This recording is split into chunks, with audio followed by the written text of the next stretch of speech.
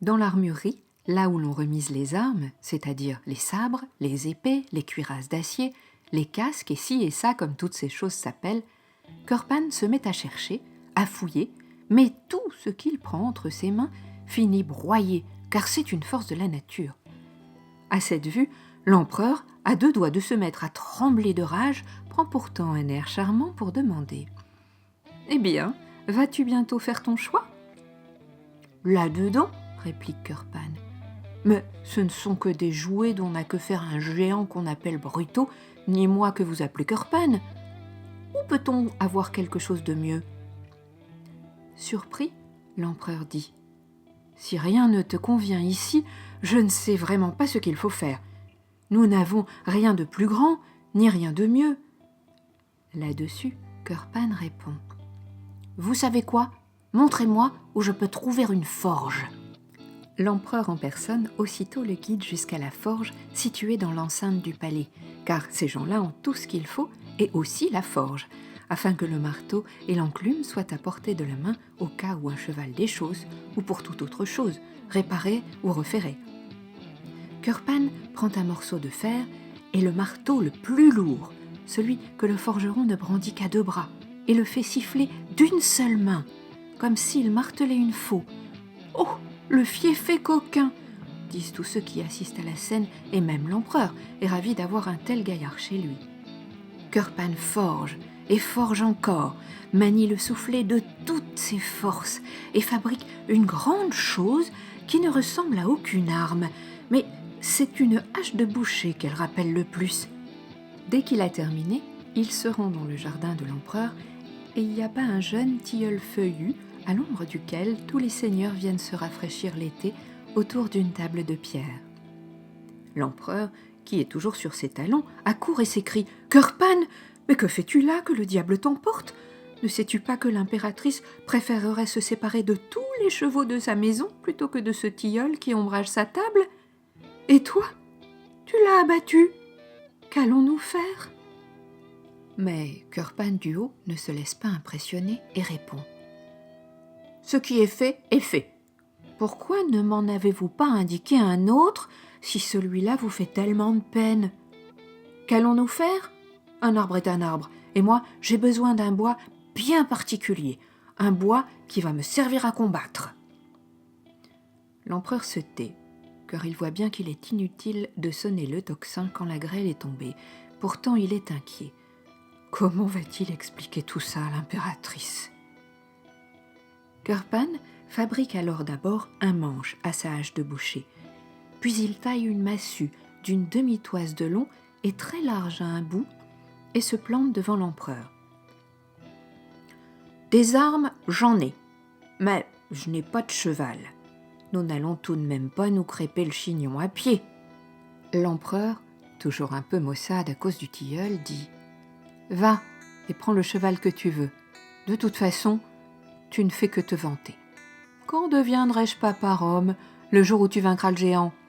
Vas-y donc, attrape-le et tranche-lui la tête, si tu en es capable. Que mon pays trouve la paix, et toi, honneur et gloire. » Curpan est un peu fâché, mais il ravale sa colère et dit « Pour ce qui est de Bruto, ce n'est pas un jeu. Ce n'est pas chasser d'un buisson un moineau qui a peur du moindre bâton ou caillou. Où sont les héros qui osent l'attaquer ? Souvenez-vous, Majesté, ce que j'ai promis, je le ferai. Dussent tous les calomniateurs qui me détestent chez vous exploser de colère. Si tous les hommes pouvaient toujours tenir leurs promesses comme j'ai l'intention de le faire, plût à Dieu, alors personne ne saurait sur terre ce que signifie le mot mensonge.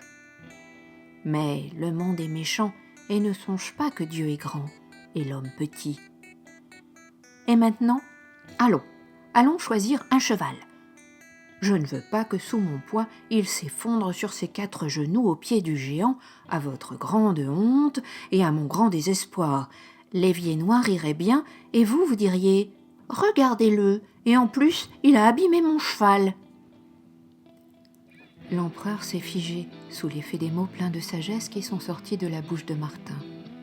Ensuite, il l'accompagne. Quand ils arrivent à l'écurie, il demande « À quoi reconnaîtras-tu que c'est le bon cheval ou pas ?» Curpan répond au fait qu'il ne me laissera pas lui faire franchir le seuil de l'écurie quand je le tirerai par la queue. » L'empereur dit : « Essaye voir un peu. Et bien que tu m'aies fait pas mal d'ennuis avec l'impératrice, maudit coquin, je te demande de prendre garde que l'un d'eux ne te tue pas. Ces chevaux sont vifs. » Mais Martin Kurpan les tire par la queue et leur fait à tous franchir le seuil, au premier comme au dernier, et à tous les autres aussi. Même à celui que l'empereur ne monte que 2 fois par an, à savoir à Pâques et au Corsin, ce qui, semble-t-il, chauffa particulièrement les oreilles de l'empereur. Alors Kurpan dit : « Il n'y a rien ici à mettre sous ma selle. Allons voir ailleurs. » L'empereur, l'air maussade, répond : « Si cela ne te convienne pas, il te faudra combattre à pied. Tu n'es pas quelqu'un d'ordinaire. Je sais qu'il n'existe pas de cheval dans tout mon empire que tu ne pourrais, grosse brute, tirer hors de l'écurie. »« Oh, elle est bien bonne celle-là, » dit Kurpan. « J'ai chez moi une jument qu'aucun de vos héros ne pourrait faire sortir de l'écurie. Je le jure sur ma tête pour que jamais les Viennois et brutaux avec eux ne puissent dire que je mens. »« Ce n'est quand même pas, » demande l'empereur, « celle avec qui tu as fait un pas de 2 dans la neige. »« C'est celle-là même, lui répond l'autre.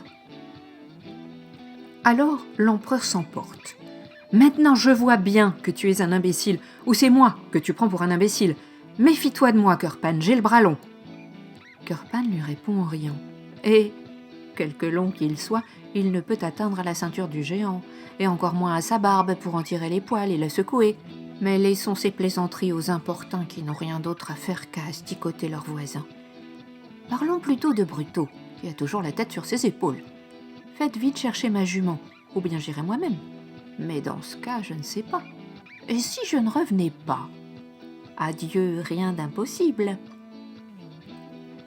À ces mots, l'empereur envoie aussitôt chercher dans le village du Haut la petite jument de Kurpan. Dès qu'on l'eut ramenée à Vienne, Kurpan dit : « Et maintenant, rassemblez-vous, héros viennois, si vous êtes toujours là. Ma jument, quelque chétive qu'elle paraisse, personne ne pourra la tirer jusqu'au seuil de l'écurie et encore moins le lui faire franchir. » Des cavaliers et des palefreniers s'y essayèrent, et tous ceux qui savent se faire craindre des chevaux, récalcitrants ou dociles, mais personne ne put faire bouger d'un pouce la petite jument. Elle envoya tout le monde sur le tas de fumier. « Que le diable t'emporte !» dirent les uns et les autres. « Maigre rosse, mais féroce !»